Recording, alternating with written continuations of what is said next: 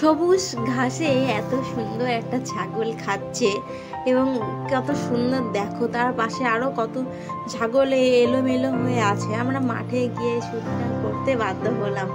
আর মাঠে চাষিরা দেখো চাষ করছে, সবাই যার যার কাজে ফিরছে, যার যার ছাগল চড়াতে এসেছে। এত সুন্দর ভিডিও তোমাদেরকে আমি না তুলে থাকতে পারলাম না।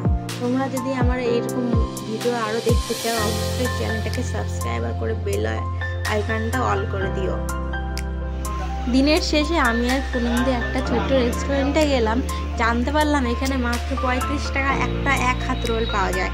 দুজন মিলে শেষ করতে হবে রোলটা। একবার যে খেবে সেইটা রাত্রেবেলা আর কোনো খাবারই খেতে হবে না। খুব মজা করে।